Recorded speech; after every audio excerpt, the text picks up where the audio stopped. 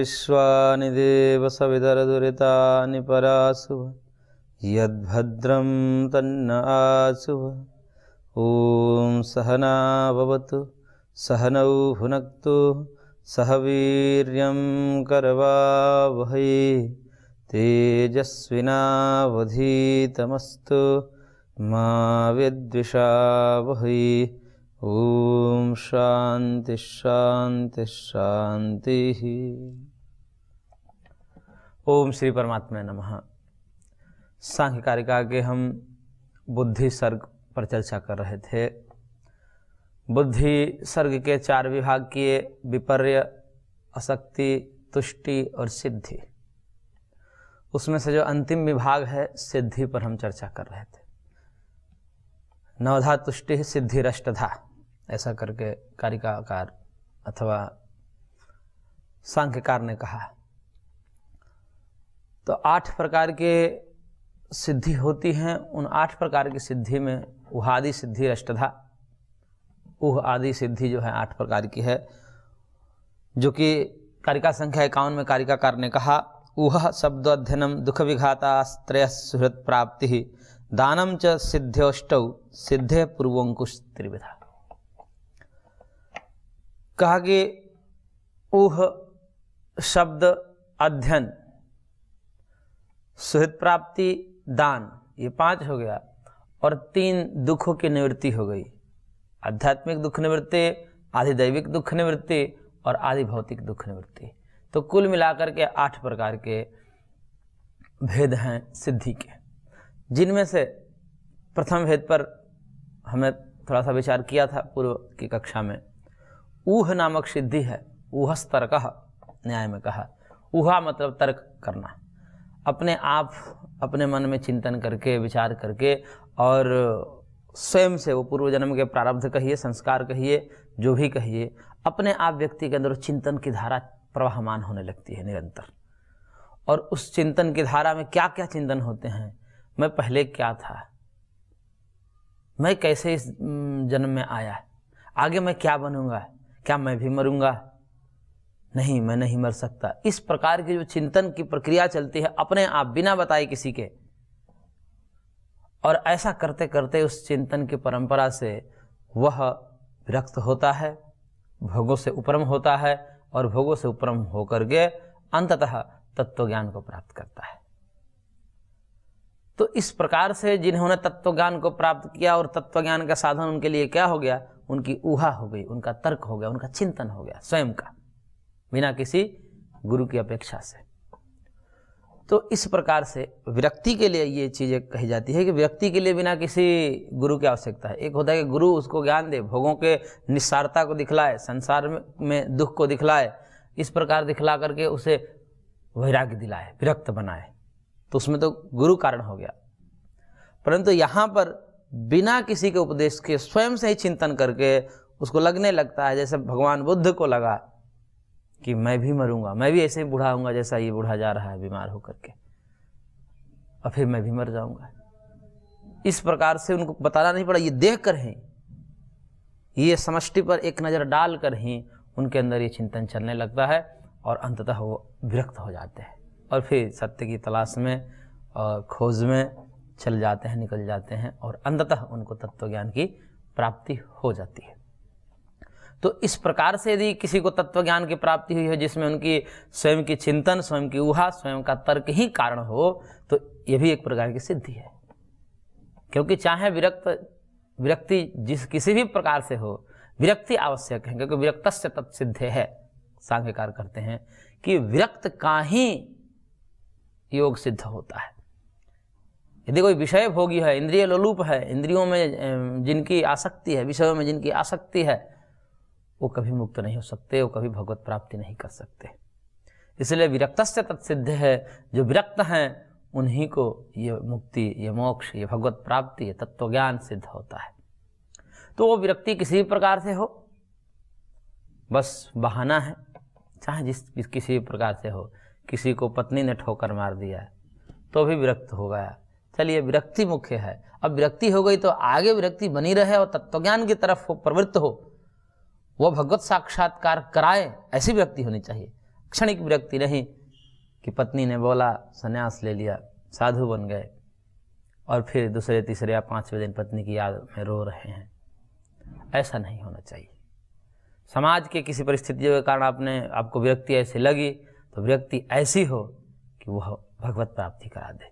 यदि इस प्रकार की विरक्ति हो तो वह विरक्ति सही है, उस विरक्ति की सार्थकता है। अन्यथा केवल विरक्त होकर के बैठ जाना, इसको तुष्टि में गिनाया, वो ठीक नहीं है। अर्जन रक्षण क्षय आदि में दोष देख करके विरक्त हुआ, लेकिन वो विरक्त होकर के बैठ गया, आगे तत्वज्ञान के अभ्यास नहीं कर रहा है, तो उसको तुष्टि दोष माना गया है। लेकिन वही विरक्ति तत्वज्ञान करा दे और तत्वज्ञान के अभ्यास में वो निरत बना रहे, अभ्यास निरंतर चलता रहे उसका, और अंततः तत्वज्ञान को प्राप्त कर ले, तो अर्जन रक्षण क्षय में जो देखा हुआ कष्ट है, और कष्ट को देख करके ही वो निवृत्त हुआ था, विरक्त हुआ था, तो वो सार्थक हो जाता है और फिर निंदनीय नहीं हो जाता। निंदनीय तब तक है जब तक वो तत्वज्ञान प्राप्त नहीं किया है। तत्वज्ञान प्राप्त कर लिया तो सबसे बड़ा पुरुषार्थ है, क्योंकि अर्जन रक्षण क्षय हिंसा आदि ये जो दोष देखा जिसके कारण वो विरक्त हुआ, ये अर्जन धनों का अर्जन रक्षण, ये तो थोड़ा सा पुरुषार्थ इसमें करना पड़ता है, और जिसके पास आते हैं वो कर ही लेते हैं, और बहुयातत लोग कर रहे हैं, इसमें तो बहुत लोग इसमें शामिल है। लेकिन त्याग करना सरल नहीं, इसलिए त्याग को तप कहा गया है। त्याग को ही हमारी संस्कृति में सर्वोपरि दर्जा दी गई है, उसको सर्वोपरि स्थान दिया गया है कि त्याग जो है वो नहीं होता है। व्यक्ति का स्वभाव होता है पकड़ना, पकड़ना तो स्वभाव होता है। बच्चे के हाथ में कुछ देते हैं, वो जन्म से वो पकड़ता है, अपना तरफ खींचता है, मुख में डालता है, कोई भी पदार्थ उसको दीजिए, उसे खींचते हैं तो नहीं देता है, खींचता है, फिर रोने लगता है, उसे कोई छीने तो रोने लगता है, क्योंकि स्वभाव है, उसको परिग्रही स्वभाव है, जन्म जन्मांतर से, पूर्व जन्म में ही उसने परिग्रह किया है, इस कारण से वो स्वभाव जन्म से ही देखे जा रहे हैं। फिर माता पिता आते हैं और कोई साधु सन्यासी संत आते हैं दरवाजे पर, उसको भिक्षा में देते हैं, कुछ पैसे रुपए जो भी दान में देते हैं, तो बच्चे के हाथ से दिलवाते हैं।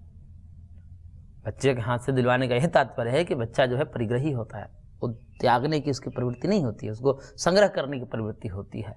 इसलिए उसका स्वभाव बने कि तुम भी अपने जीवन में ऐसे ही देते रहना, त्याग की भावना, दान की भावना तुम्हारे अंदर निरंतर बनती रहे, तो ये तुम्हारे कल्याण का साधन है।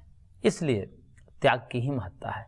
तो त्याग करना सामान्य बात नहीं है, इसको भले ही लोग निठल्लेपना में या जो भी कहें उसको ले लेते हैं, लेकिन यदि वास्तविक त्याग है, सच्चा त्याग है, तो सच्चे त्याग में कोई भी ऐसा व्यक्ति जो त्यागी व्यक्ति को देख करके, कितना भी परिग्रही व्यक्ति के उन्हें, कितना भी पुरुषार्थी जिन्होंने धन आदि का पुरुषार्थ पूर्वक संग्रह किया है, उन्हें नतमस्तक हो जाता है उसके त्याग के आगे कि भाई ये त्याग बहुत बड़ा है।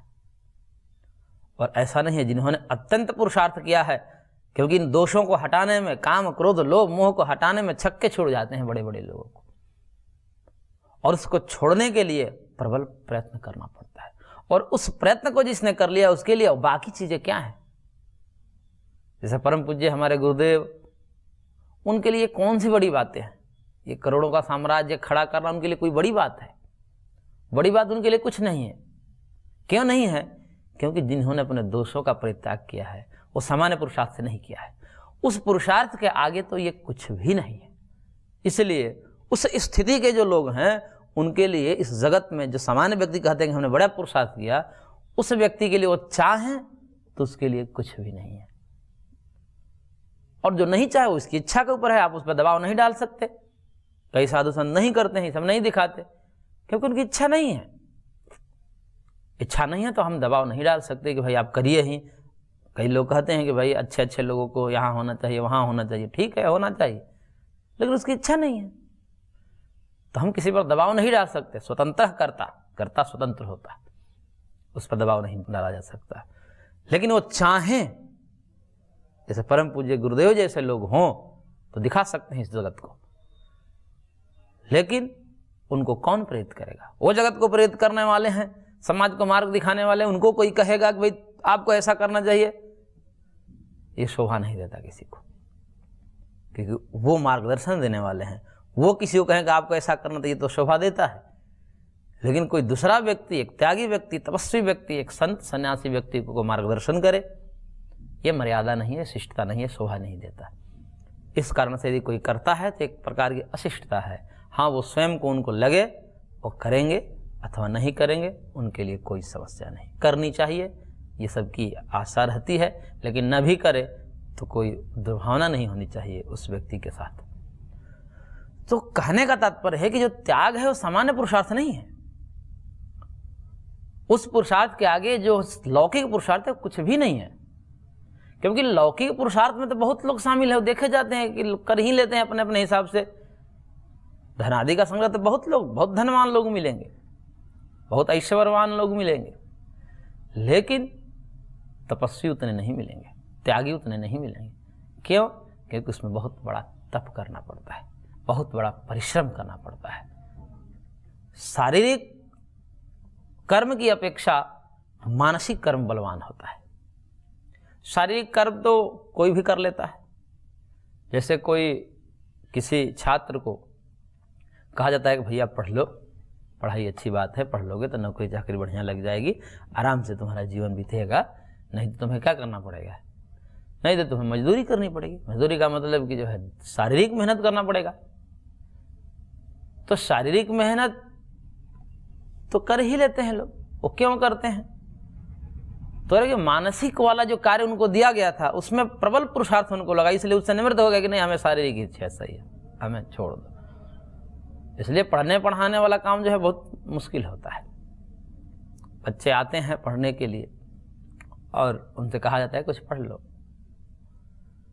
तो अधिकतर तो वैसे ही मिलते हैं, कहते हैं कि भाई हमको कुछ सेवा दे दो।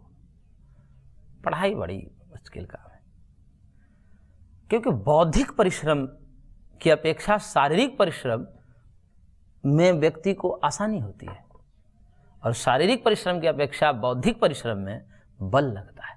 ये सबका अनुभव है, अन्यथा सब बौद्धिक नहीं हो जाते। सब क्यों डरते हैं पढ़ने से?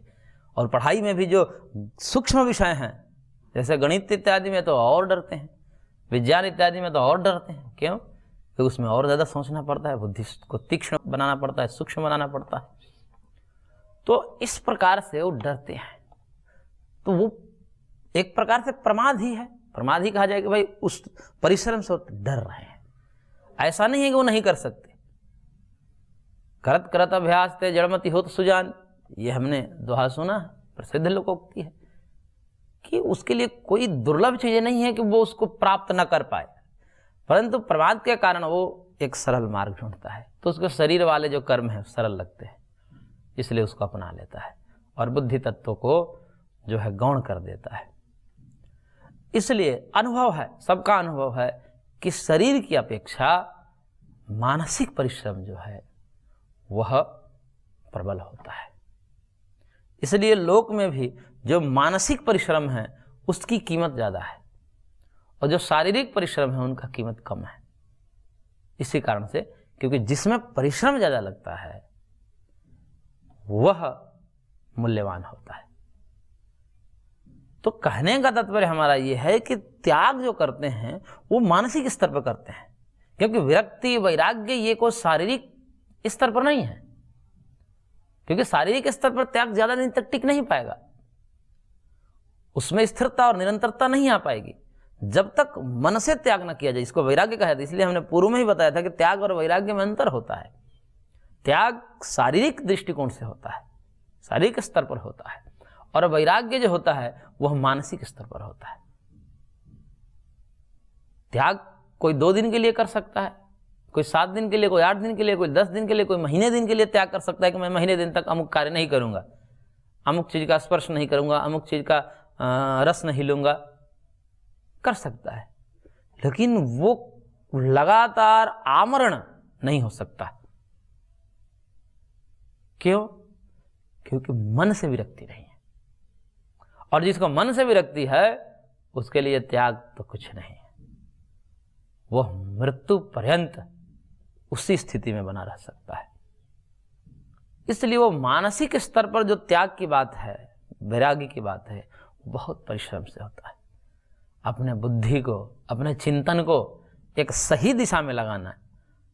किसी को कहा जाए कि भाई 1 घंटे तक केवल 1 घंटे तक अपने वृत्ति किसी एक चीज में लगाए रखो,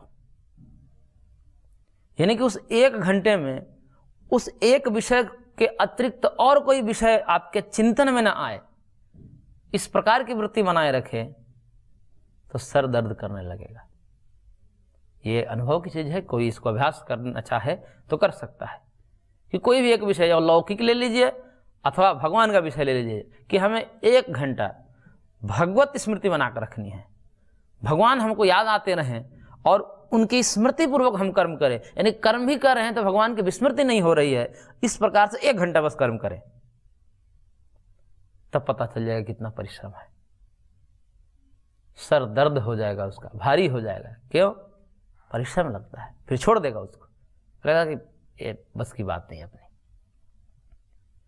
तो 1 घंटे की तो बात है, और यहां जीवन भर उसी वृत्ति में जीना पड़ता है। एक एक क्षण का प्रमाद भी वहां पर भारी हो जाता है कि एक क्षण का प्रमाद हुआ, वह व्यक्ति चकनाचूर हो गया, यानी कि ऐसा गिरा कि कहते हैं ना कि खजूर के पेड़ पर चढ़ना जैसा है कि फल तो दूर है, मीठा है लेकिन दूर है, और गिरे तो चकनाचूर है। तो गिर गए तो चकनाचूर है, इसलिए वहां पर एक क्षण के प्रमाद की अनुमति नहीं होती है। और इस प्रकार से जीवन जीने वाले जो साधक हैं, उसी को संत, उसी को सन्यासी, उसी को साधु कहा जाता है। वो जीते हैं ऐसे लोग। तो उनकी वृत्ति निरंतर भगवानमय करनी पड़ती है, परिश्रम से करनी पड़ती है, क्योंकि जन्म जन्मांतर के सबके संस्कार हैं, कोई आसमान से उड़कर सब तो आया नहीं है, सब उसी प्रक्रिया से, प्रोसेस से गुजरे हैं, इसलिए उनके अंदर भी संस्कार रहते हैं। सबके अंदर संस्कार रहते हैं, काम क्रोध लोभ मोह सबके अंदर कमोवेश रहते हैं। ऐसा कोई जगत में व्यक्ति नहीं मिलेगा सिद्ध पुरुषों का अतिरिक्त कि जिनके पास किसी भी प्रकार का कोई विकार नहीं है। सब विकार रहते हैं, किसी में कम, किसी में ज्यादा, लेकिन जो सिद्ध पुरुष भी बनते हैं तो उन विकारों को जीत करके ही बनते हैं, उन विकारों का अतिक्रमण करके ही बनते हैं। इसलिए वह अतिक्रमण करना, उन पर विजय प्राप्त करना, ये बहुत बड़ा पुरुषार्थ होता है। उस पुरुषार्थ को सामान्य रूप से हम समझ इसलिए नहीं पाते हैं क्योंकि हम वो पुरुषार्थ कर नहीं रहे होते हैं, इस कारण से ऐसा लगता है। जब पुरुषार्थ करते हैं तब पता चलता है, जब बच्चा पढ़ाई करता है तब पता चलता है कि पढ़ने में क्या बल लगता है। सामान्य रूप से तो व्यक्ति कह देता है, कह रहे तुम इतने दिन से पढ़ रहे हो, क्या पढ़ रहे हो, कुछ कर ही नहीं पा रहे, नौकरी ही तुम्हारी नहीं लगती। बात यह है कि उस व्यक्ति की पीड़ा वेदना को कोई समझ नहीं पाता कि भाई क्या करें, इतना कष्ट है, इतना उसमें प्रतिस्पर्धा है और फिर भी उसमें लड़ रहा है। तो ये सामान्य बात नहीं, यदि वास्तविक रूप से लड़ रहा है, प्रमाद कोई नहीं कर रहा है। ऐसे बच्चे होते हैं कि भरपूर प्रयत्न करते हैं, लेकिन उनका प्रारब्ध कहिए, जो भी दैव योग कहिए, दुर्भाग्य कहिए, वो नहीं हो पाता। लेकिन उनके तप में, तपस्या में कोई कमी नहीं, भले उनकी तपस्या को कोई नकार दे, क्योंकि जमाना सफलता को देखती है, ये संसार सफलता के पीछे भागता है, उन असफल व्यक्तियों को नहीं देखता जिसने तप किया है। भले ही सफलता नहीं मिली, सफलता होना ना होना ये तो भगवान के हाथ में है, लेकिन तप को हम नकार नहीं सकते। इसी प्रकार से यहां पर जो मानसिक तप है, अपने ऊहा करके, अपने चिंतन से वह विरत हो गया, और विरत होकर के अंततः भगवत प्राप्ति कर ली, तत्व ज्ञान को प्राप्त कर लिया। तो इस प्रकार के जो प्रोसेस हैं, साधन हैं तत्व ज्ञान प्राप्ति के, उसको ऊह नामक सिद्धि कहते हैं। क्योंकि तत्व ज्ञान के विच्छेद में मूल में देखा जाएगा तो अपने स्वयं के चिंतन से ही तो विरक्त हुआ, और जब विरक्त हुआ तो अंततः उसे तत्व ज्ञान की प्राप्ति हो गई। इसलिए इस प्रकार के जो चिंतन परंपरा है, इसको ऊह नामक सिद्धि कहते हैं। ये भी एक सिद्धि है। यदि किसी का चिंतन ऐसा चल रहा है, ये अनुभव की बात है कि व्यक्ति के अपने प्रकृति का चयन करना हो कि मेरी प्रकृति कहाँ है, मेरी रुचि कहाँ है। कई बार ऐसा लगता है सत्व बीज तो सबके अंदर रहता है, सात्विकता के, सत्व के, धर्म के बीज रहता है सबके अंदर, लेकिन पता नहीं चल पाता, क्योंकि जिस समय वो कार्य कर रहे होते हैं उनको लगता है तो हम तो धार्मिक नहीं हैं, हम में तो सत्व नहीं है, हम ऐसा नहीं हो सकते, उनको लगने लगता है। इसकी पहचान कैसे हो? तो ये भी एक पहचान का लक्षण है कि यदि वो व्यक्ति उसके मन में ये वृत्ति उठ रही है कि ये जो शरीर है इसमें आत्मा है अथवा नहीं है, ये परमात्मा होते हैं अथवा नहीं होते, इससे पूर्व में था या नहीं था, आगे क्या होगा, इस प्रकार के यदि चिंतन चल रहा है तो समझिए कि उसमें सत्व के बीज है, उसमें साधुता के बीज है, उसका संत होने की संभावना है, साधु होने की संभावना है। क्योंकि सब अनुभव की चीजें हैं। जो बने हैं वो अपने को जब पूर्व में देखते हैं तो कहते हैं कि ऐसे ऐसे तो हमारे चिंतन स्वाभाविक रूप से चलते थे। तो इस प्रकार में यदि मूल में देखा जाए कि चलो उसके बाद केवल वही कारण नहीं है, उसके बाद गुरु का मार्गदर्शन आदि तो लेना ही पड़ता है, शास्त्र का आलम्बन लेना ही पड़ता है, लेकिन यदि मूल की दृष्टिकोण से रहे, यदि वो चिंतन परंपरा उसके नहीं होती तो वो वहां से भागता नहीं, इस मार्ग पर नहीं आता, तो वो अपने इस मार्ग के प्रति यदि कारण को देखता है तो माना जाता है कि वो चिंतन जो थी वही उसको इस मार्ग पर लाई। इसलिए वह चिंतन को एक प्रकार का सिद्धि माना, यहाँ पर कुछ सिद्धि है, और ऊह नामक सिद्धि आचार्य ने कहा यहाँ पर। दूसरा है शब्द नामक सिद्धि। शब्द नामक सिद्धि में कि अपने से वहां नहीं कर पा रहा है, तर्क नहीं कर पा रहा है, चिंतन नहीं कर पा रहा है, लेकिन कोई बताए उसको, एक बार सुने तो कह रहे कि बात तो सही है। और इसमें तो ऐसा भी देखा गया है कि यदि कोई व्यक्ति दूसरे का उद्देश्य करके उपदेश दे रहा है, उपदेश में होता है कि भाई ये कहीं कथाएं होती हैं, प्रवचन होते हैं, तो वहाँ तो एक मुख्य यजमान तो एक ही होता है, जो उसके संयोजक होता है, जो सारा पैसा लगाता है उसमें, वो तो कोई एक ही होता है, या कहीं संगठित रूप से भी किए जाते हैं, लेकिन कई बार व्यक्तिगत भी किए जाते हैं। तो उसमें तो एक ही व्यक्ति को लक्ष्य करके वो कथाकार कथा कर रहा होता है मुख्य रूप से कि भाई ये व्यक्ति कर रहा है, इसको फल मिले, लेकिन जो बाकी सुनने वाले हैं उनका भी लाभ हो जाता है